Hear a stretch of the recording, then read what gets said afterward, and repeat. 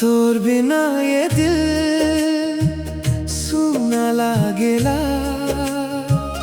हर सांस में बस तो हर नाम जागेला।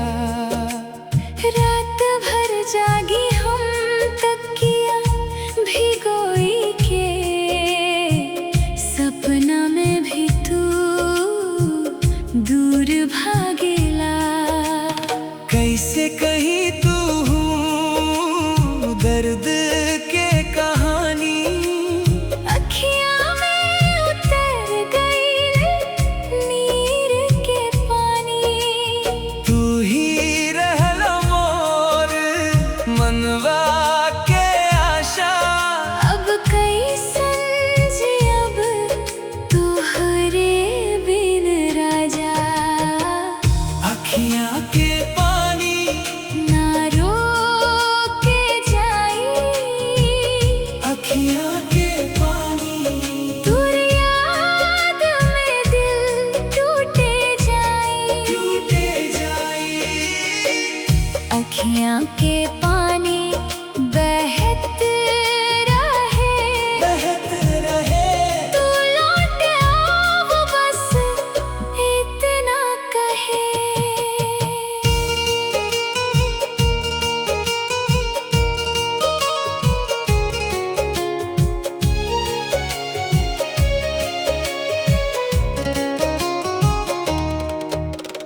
अंगना के तुलसी मौन पड़ गई। तोहर हंसी वाला घर सुनसान भइल। रोटी की खुशबू भी फीका लागेला। तोहरा बिना सब अधूरा लागेला। कैसे कहीं तू दर्द के कहानी, अखियाँ में उतर गईल नीर के पानी। तू ही रहला मोर मनवा के आशा। अब कैसन जियब तोहरे बिन राजा।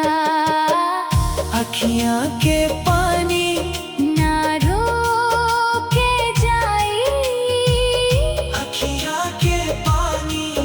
तोर याद में दिल टूटे जाई, टूटे जाई। अखियाँ के पानी बहत रहे, बहत रहे। तू लौट आओ बस इतना कहे।